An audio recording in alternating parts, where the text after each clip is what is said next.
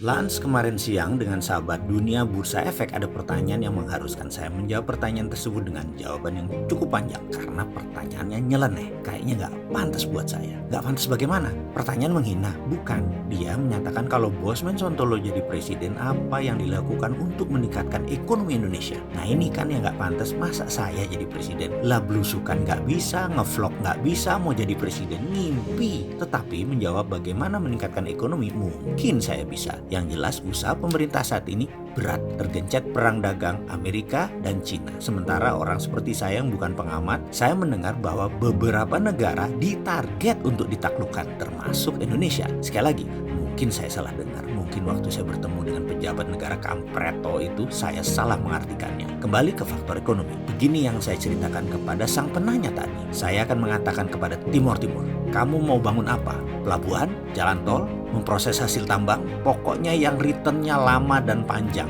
Jangan yang cepat, jangan yang ada revenue tinggi seperti cetak sawah, bangun pertanian, jangan seperti itu. Timor Leste tidak perlu keluarkan modal, investasi kecil aja paling 15%-an sebagai modal disetor. Indonesia menyiapkan tenaga ahli, procurement besi, semen, engineering design, sampai jadi Indonesia bangun pelabuhan, dam, dan jalan tol. Demikian juga Papua Nugini. Sama, kita tawarkan paket sepaket. Indonesia yang invest, barang Indonesia, tenaga kerja Indonesia, teknik Indonesia, Wika bisa, Adikarya bisa, swasta apalagi, semua bisa bantu. Target kita tahun ke-8 pasti kita sapu semua aset tersebut. Mereka nggak akan bisa bayar lah. Kita akan menjadi milik mayoritas. Tiru Cina di Bangladesh, tiru Cina di Pakistan, tiru Cina di Djibouti. Membangun lalu trap, jebak dan ambil balik. Ada 14 negara yang kita target adalah tetangga terdekat dahulu.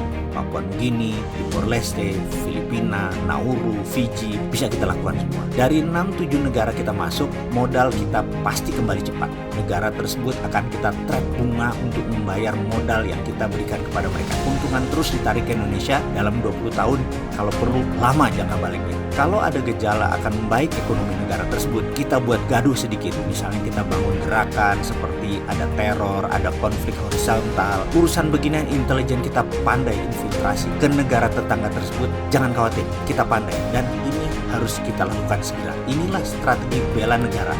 Inilah strategi peningkatan ekonomi yang namanya sharp power. Dan ekonomi Indonesia akan meningkat drastis dengan strategi ini. Kita akan pakai strategi sharp power tersebut secepatnya untuk meningkatkan ekonomi bangsa dan kedaulatan bangsa. Sekarang kalau perlu. Sebentar. Kita saat ini di Indonesia selalu ada gonjang-ganjing ya, selama 3 tahun ini. Kenapa ya? Partai lah ribut, teror lah, rupiah melemah lah, konflik horizontal antara agama. Kenapa ya? Oh iya, kita juga lagi bangun infrastruktur yang berkembalian jangka panjang dan pakai asing juga ya, kalau nggak salah. Sekali lagi, kalau Indonesia saat ini bagaimana? Demikian pertanyaan dilontarkan ke saya di ujung kalimat yang saya jawab. Oh, kalau yang di Indonesia, saya tidak pelajari yang saat ini. Mudah-mudahan tidak segitu geblek kemakan jebakan debt trap negara lain. Kan pintar semua pejabatnya.